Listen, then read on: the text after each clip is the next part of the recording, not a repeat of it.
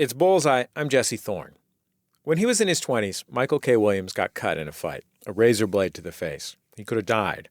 But the mark it left turned out to be his calling card. He'd been a dancer and a model, but the fight gave him the chance to reevaluate his life and to be reevaluated.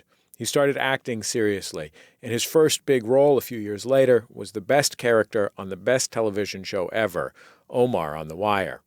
He played another complicated gangster on another HBO show, Boardwalk Empire. His new series is called Hap and Leonard. It's about two friends in East Texas, one straight, white, liberal, and badass, one black, conservative, and gay and badass. Here's a scene with Williams. He's out looking for a car that has $1 million in it. He's doing it with a guy that he really doesn't care for, whose name is Chubbs. So Trudy says you're a gay. What's that like? Let's try a version of this when you don't talk. You don't act like any homosexuals that I know of. You don't know any homosexuals. I'm just saying it's just rare to meet someone who's so comfortable in their own skin. I mean, you're like the first gay black man I've ever met. One more word. I'll be the last gay black man you ever met. Michael K. Williams, welcome to Bullseye. It's so great to have you on the show. Thanks, man. Thank you. You were a club kid when you were a kid, right? Yeah. I was the one with the loud floral shirt on and, the high top fade. And, he wore his suspenders backwards with these enormously gaudy looking shoes. I was that dude. When did you start going to clubs? How old were you? Oh, I was way underage, man. My first adult club I went to, I had to be somewhere around 16 years old. What kind of music were you dancing to? I grew up liking music to dance to. I liked the Bee Gees. I loved the Jackson 5. I grew up with that Philly sound, that gambling huff. That sound, that hustle music, disco, whatever you want to call it. I call it that feel-good music. Love is the message. And so I always gravitated towards up-tempo beats and huge lyrics. And, that kind of migrated to what we now know as house music, to my knowledge. So I kind of went that way, And, that was my thing. That's why I homed in on my dance skills, actually. When you were like a teenager and in your early 20s, how many nights a week were you going out? Oh, well, New York is and always has been a weekday kind of city. So, Tuesdays, Thursdays, you might find a hot spot on a Monday, a Sunday. But Friday and Saturday, we usually gave that to the, as what we refer to as the bridge and tunnelers. You didn't want to deal with that Jersey City nonsense. Yeah, shout out to Jersey, Newark. When did you think that, dancing in a club could be more than just a thing you did a few nights a week for fun and could actually be a job? Wow, I think you're the first person that ever asked me that. One night there was Heather Hunter, the ex-porn star. She's a very good friend of mine. When I first met her, she was branching out into doing music, and she had a gig at this club in New York called the Sound Factory Bar. And in the 11th hour, her dancers backed out, and she was contracted, to be on stage a certain amount of time with a certain level of stage performance. And she was freaking out. And she and I had a mutual friend in common. She called him, he called me, and I was like, wait a minute. Heather Hunter, the legendary porn star, wants to get me in my favorite club for free. Let me do what I love to do the most on a stage where I don't have to worry about nobody getting in my way, and I'm getting paid. I'm like, where do I sign up? And that was really, after that I got bit. I got bit by the bug. I loved it. Loved being on stage. How old were you? I mean, what are we talking about? 26, 20, 25. Well, I got cut on my 25th birthday, and this was definitely after that. So it would have to be somewhere between 26, 27. I want to play a song that came out when you were right around that age, and maybe you can tell me a little bit about what you remember about it and that time. This is Kim Sims and Too Blind to See It. Wow. Don't wait for me, 'cause I won't be there, not this time. Boy, can't you see that I am leaving you behind? You got to see it, you got to see what you are doing. So tell me about that, Michael.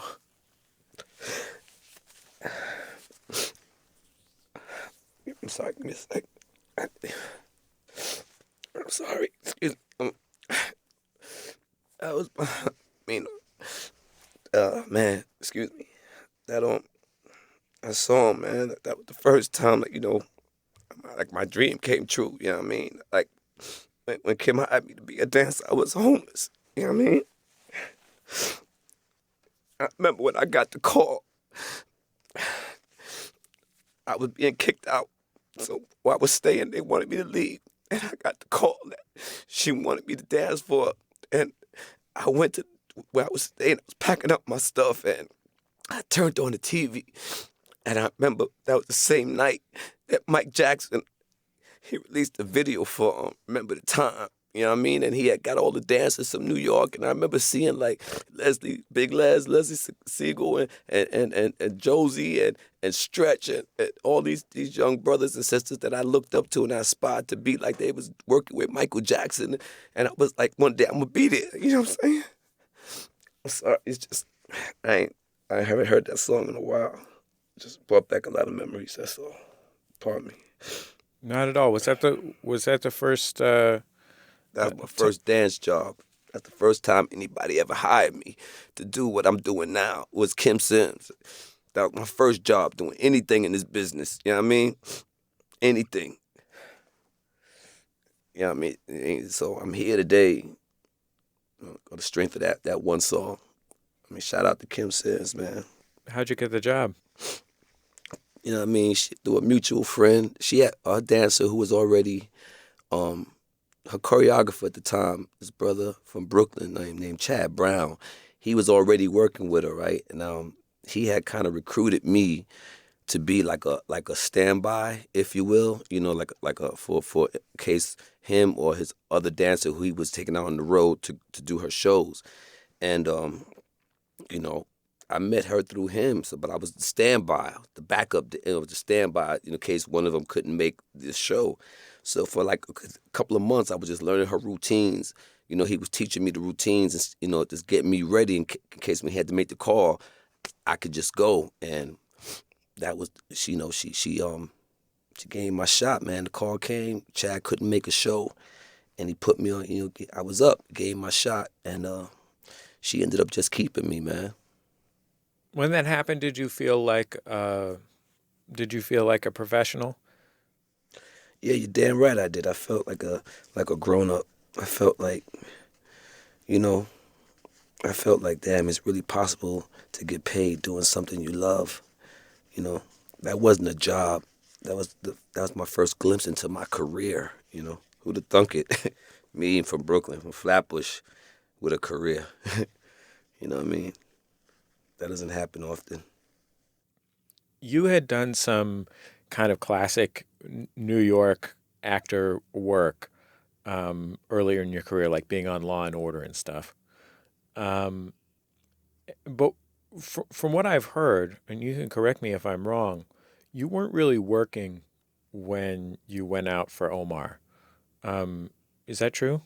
Yes, sir. My mom's had my mom's, thank God for her, man. Shout out to Lady P, man, Big Mama. My mother opened up a daycare in the projects where we lived, and she was able to offer me a job, so I took it, and I prided myself as her administrative assistant. She was old school. she still had her ledger book and whatnot, and she wrote everything down. I said, it's 2000, we got to get this computers going on in here. So I did all of that for her, and with a lot of help. And we implicated a free lunch program in the daycare. And I would say all that took up all of 2000 and kept me occupied. And for most of 2001, up until around October or so of 2001, I was sitting in my apartment, and how we do in the hood, we put the TV on, but it's muted. You play music, and then, it's either some spades, dominoes, beer, weed, whatever going on, but chilling, wintertime. And that was one of the things in my apartment, one of the nights in my crib. And I was there with Ruck, who just passed, man. Shout out to my brother Ruck, boot camp, man. He was there, me and him and my cousin. And the episode that I was on, Sopranos, came on TV. So I was like, okay, there's something wrong with this picture. I'm here on the television, and I'm here in the room. I said, what's happening here? It was kind of like an out-of-body experience. And so went to my mom. I said, look, I'm going to give this entertainment one more shot, right, Mom? I said, if it don't work, it's me and you, baby. We changing diapers, right? So I said, listen, what you need? I said, I need a loan. Give me 10 grand. She gave it to me. Reluctantly, but she gave it to me. And I put together this whole new reel, because it was the emancipation, my emancipation, the comeback, I'm back on the block. So I got a whole new reel, a whole new headshot. I bought a computer, because back in them days, it was before Apple. You had to go to the computer show at Queens Community College and build your computer. That's how we did it back in the day. And so boom. And I put together this real gaudy package, and I put a hit list of 10 people who I was going to send this package to, like the reel, the headshot. I went, my homeboy, his mom's worked for Tiffany's, so I went and got all these Tiffany pens and Tiffany boxes, and I sprayed the tissue with Tiffany cologne, just going all out. And I mailed it to 10 people. Kedar, I forget his last name right now, anyway, he's a music guy. Jimmy Roseman, a.k.a. Jimmy Hinchman, Shakim Kapoor, Jackie Brown Carmen. These are some of the names that's on my list. I sent them out for Christmas presents, right? I said, Mike, it's Christmas. Let it marinate. I said, watch my clock. So right around January 10th, 14th, I should be getting some calls like, oh, my God, we want to see you. Man, here we are in March. My mom's just beating on my door. Where's my money? I'm like, yeah, man, I kind of slipped into a darkness. I got a little depressed. This was, post. I never really dealt with the 9/11 thing. I was having some stress issues with that, and, just being in the projects, feeling unfulfilled, and I slipped into a slight depression. And so, that's where I was at when I got the call from Alexa Fogel. Thank God for her. She scoured the streets of New York to find me, because apparently she did not see my awesome package. But she found me. You sent it to Kedar Massenberg, the guy that was in Motown Records. I was desperate, You were trying to be the next Erykah Badu. Erykah Badu or D'Angelo somebody. Come get me. But, Alexa Fogel found me. She found me in my despair, and she asked me to come meet this guy named Omar Little. It seems like it wasn't a particularly smooth journey the next 5-10 years of your career, though. I think I've been so fortunate and blessed. I think I've had a very, at the end of the day, I got nothing to complain about, nothing at all. In the short amount of time I've been in this business, especially as an actor, the amount of success I've achieved, the level of people I've been blessed to work with and learn from, has been truly like a dream come true. People got to remember, I only started acting. My first big job was The Wire. That was just 2002. We started. I started on The Wire. I'm talking with someone who never acted before, never had any dreams to act, never went to school to act. And I got given this opportunity. And grace of God, man, it was able to turn it into something, that I could really, do good with. It's Bullseye. I'm Jesse Thorn. My guest is the actor Michael K. Williams, who you might know from The Wire and Boardwalk Empire. He currently co-stars in the Sundance TV show Hap and Leonard. Did you have a point in your career where, especially working mostly as a dancer, you realized that you were going to have to figure something out because, you started as a dancer as professionally in your mid-20s, which is already Which on, is late. Yeah, which is already on the old late side. Yeah. There's not a lot of professional, especially, street dancers or urban dancers into their 30s. Man, listen, shout out to the old heads, man. The old school brooms still know the corners. You know what I mean? Shout out to my old school dancers, man. My boogies. You know what I mean? But yeah, it's when I knew I had to make a shift was, when I started coming onto the scene, I had the scar on my face, and I went from, Mike Williams, who? Come on, dude with the scar on his face. Oh yeah. Yeah, I will admit I played that card for like about a whole 5 minutes, and that got real old hat to me. And I said, well, if I'm getting tired of being referred to as the guy with the scar, I said it's going to be a matter of time before they start referring to me as the guy with the scar. I said I'm in the building, but if I want to stay in the building, I need to bring some substance to this. And that's when I got blessed to be introduced to the underground, off-Broadway world of New York City through my brother, Ray Thomas, again from Philly. He brought me to La Mama, and where I met Ellen Stewart, God bless the dead, and they put me in this play, and that's where I learned how to create character and layers, and what is the method technique, what is the Meisner technique, and and then I got with my theater company, which I'm still with today, Theater for a New Generation, under Mel Williams' tutelage. When he put his hands on me, it was a wrap after that. I was going in these auditions, just knocking them down. And, it was that gave me the substance and, to let the scar go. It's not about my scar. I'm not here because of that, today. Was it scary to be as emotionally present and open as acting requires, or was that something that came comfortably to you? Dude, you just played a pop house song, and I cried like a baby just now. I think we know the answer to that. I'm a marshmallow here. I can't run that fast. But that's where my strength lies. Is being sensitive and vulnerable. That's who I am. And ironically, the more I allow myself to be that and to allow people to see that is where my strength comes from. Well, let's hear a clip of you playing Omar on The Wire. Omar was a stick-up artist who stuck up drug dealers. Yes, sir.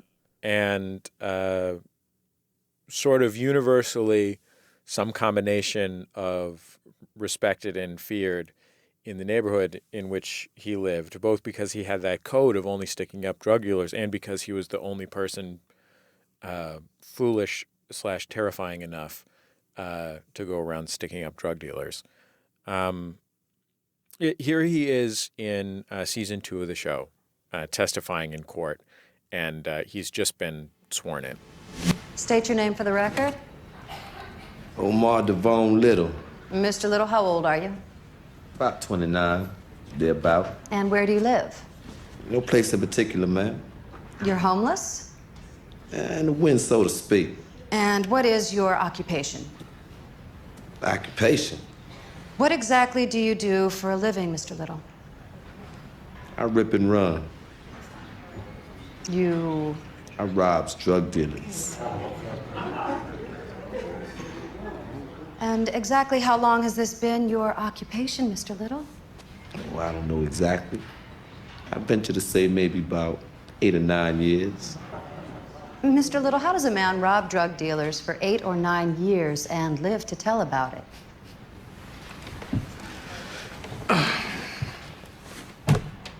Day to time, I suppose.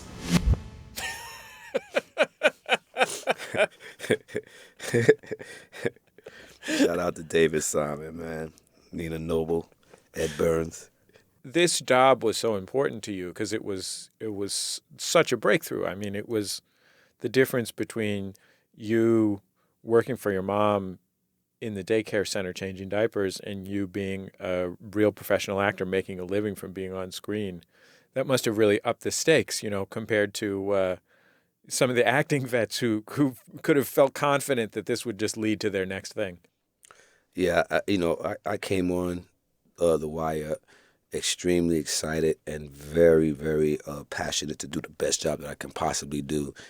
And I was just so in awe of the people they had already had on the cast, starting first with Wendell Pierce and Sonia Song. I had just seen, I was like obsessed with her performance opposite Saul Williams in this movie called Slam. So see her and Wood Harris, I was like, oh my God, what I mean? So I bought my A game, my A+ game actually, and I dug as hard as I could to find Omar, and I never stopped, going deeper with him. It was always, I can go deeper. What other nuances can I find? What other layers can I add on? It was always, I attacked that like a dog that hadn't been fed in so long, you know what I mean? And I had a lot of support. That was truly an ensemble. I want to play another great Omar scene from The Wire. So Omar and his boyfriend Brandon are on. They're part of this stick-up crew, and they're about to go meet up with another dude called Bailey, who's in the crew in this scene. This is from the 5th episode of the first season, and they're packing up guns. And there's a little bit of profanity in this that we will bleep for the radio, but just be prepared, America. Ain't like him to be late.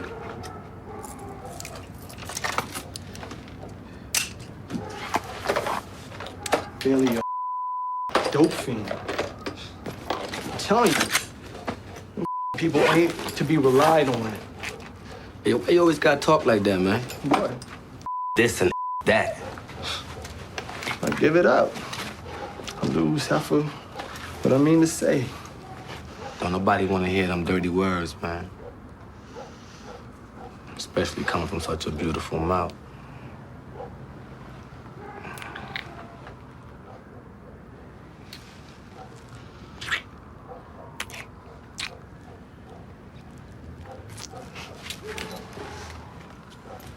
Wait for Bailey. Early bird catch the worm, dog.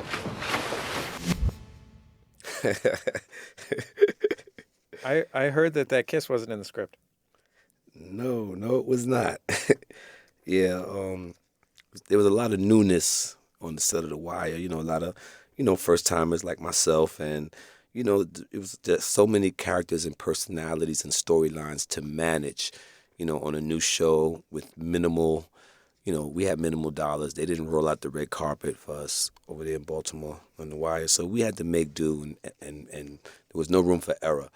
The directors that would come in would keep things kind of like, trying to just get through it, man, because it was so much to manage.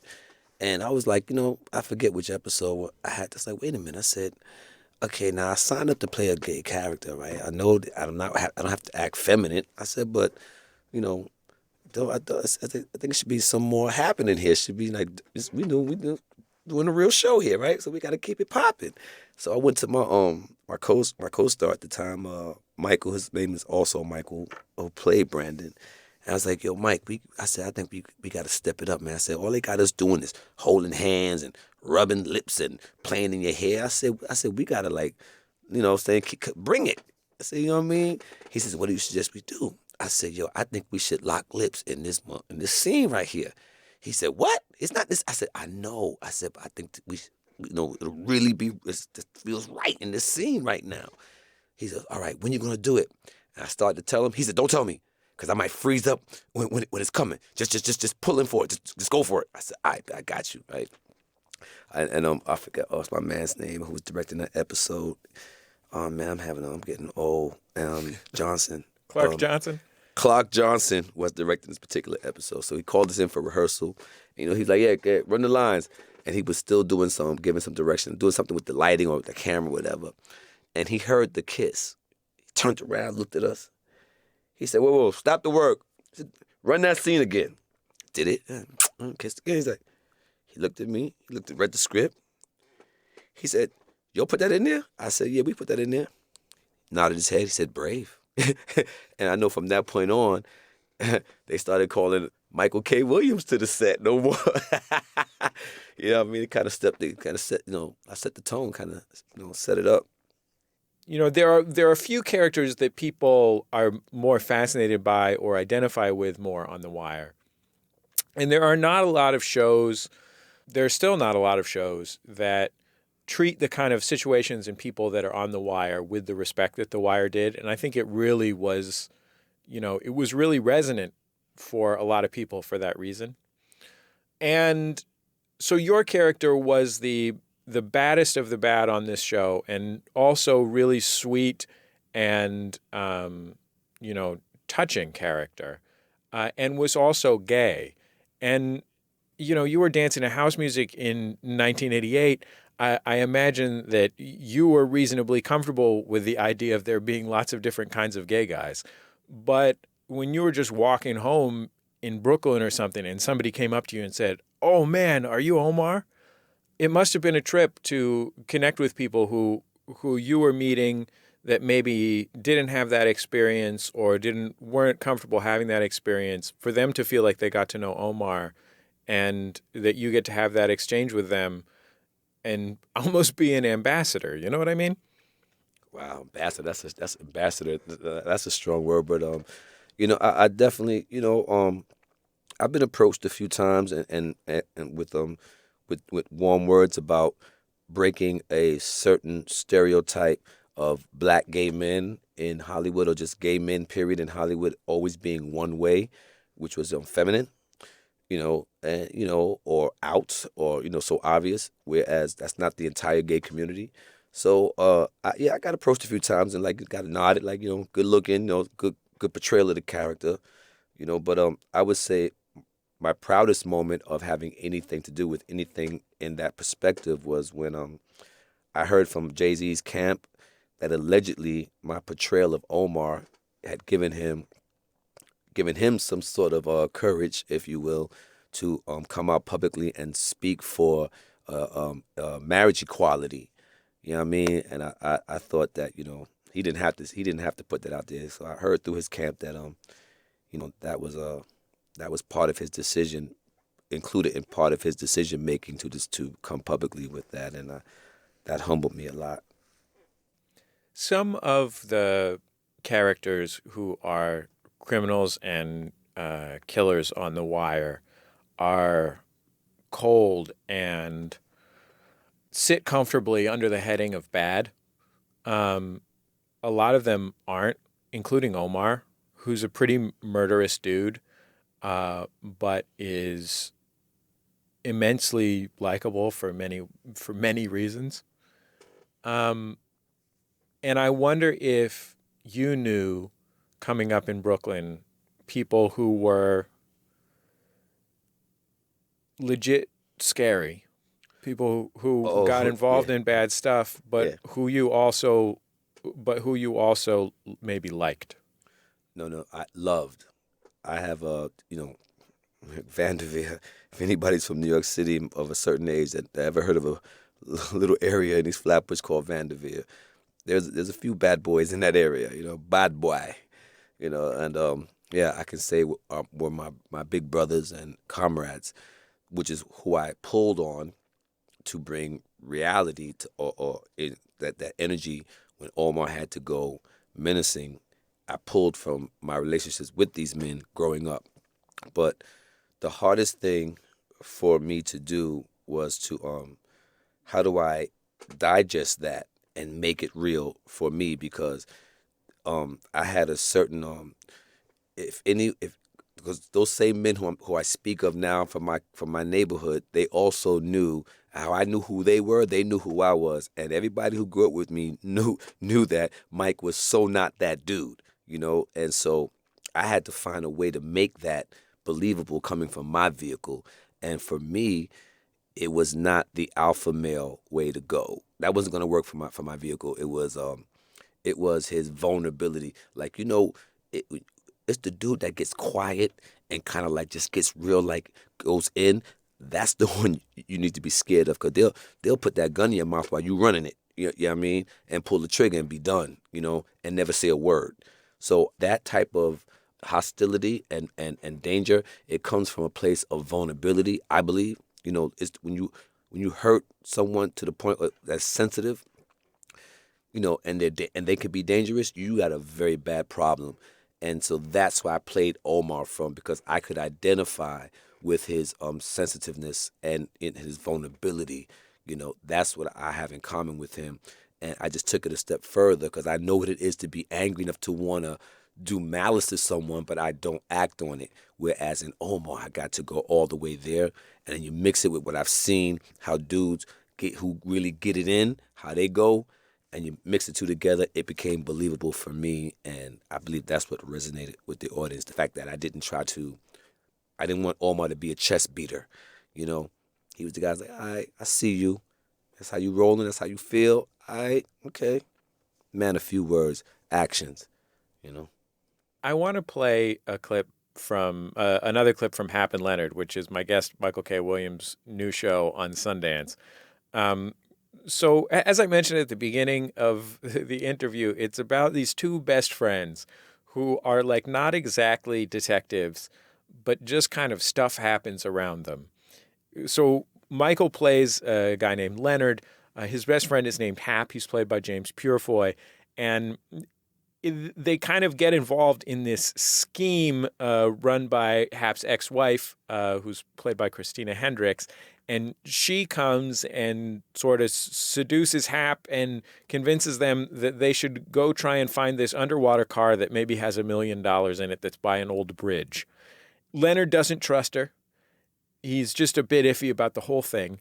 And in this scene, he's agreed to do it, and they're loading up their car, or their truck actually, to head out there. So let's take a listen. We don't know this how for nothing. No, he's a hippie idealist. He's gonna take that money from a big, bad capitalist bank and give it to a good cause. What cause? Save the seals, save the whales. I didn't ask him. I get any money out of this? The only cause I'm gonna give it to is me. Seals ain't got no bills to pay. How close is this Howard and Trudy anyway? I don't know. I don't care. I told you. Just getting laid. That's all. Boy, you keep telling yourself that. I don't know how I let you talk me into these things. No. Rumor has it something to do with my perky ass. Perky ass. Oh. I only said that to annoy Trudy. You been alive. I know it's true. Hap and Leonard. The two of you are so wonderful together. And, you know, it's sort of the premise of the whole show. In a way, it's like a sitcom, not in that it's full of jokes, although it does have some jokes in it, in that it is just super driven by this character relationship. Yeah. Yeah. You know, it feels so real because it is, you know, as you may or may not know, James Purefoy and I have known each other since, 2008. We were together working on a project in Cape Town, South Africa back then for like 7-8 months. So, you know, we developed a friendship, man, kept in contact over the years. And we talk like that. Me, him, and his wife, man, we'll get together. It's just like anything goes, you know what I mean? And, you know, it's like family. So there was not a better fit for the role of Hap than James. I can't think of another person. We're just about out of time, Michael, but I want to ask you about one slightly frivolous thing. So you and a couple of your co-stars from The Wire are in one of my favorite music videos for one of my favorite songs ever, which is "What We Do" by Freeway. You know, dude, you're shocking me today. You just keep coming with these like little. Who are you, dude? You all over the place. I got a lot of respect for you, man. That's dope. I know that I when that song came out, I was a fan of The Wire, and seeing that video, you know, on 106 in Park or something like that, it was like, oh man, other people watch The Wire. Like this whole time, I thought it was just me, but it turns out it's me and maybe Jay-Z and Freeway and Beanie Siegel. Yeah, I'll never forget the first time I realized that people were actually watching this show. I was going in the city to meet a friend of mine, and I had the radio on at Hot 97, and it was Friday mix, hip hop, and what's the one the dudes from the G Unit camp? I think it was Yayo, Tony Yayo. He was spitting live on the radio, and the dude said, "I jump out the car with the Ruger on fire." Something, something, something like Omar on the wire. When I tell you I heard that, I almost crashed on the Brooklyn Bridge. I was like, yo! Man, yeah. I was like, okay, I guess people are watching. Yeah. Well, Michael K. Williams, I sure appreciate you coming on Bullseye. You're welcome here at any time. It was just a pleasure. Thank you, man. Michael K. Williams is one of the stars of the brand new Sundance series, Hap and Leonard, which is just a lot of fun. It is a really great show, and he's great on it. Thanks again, Michael. Thank you.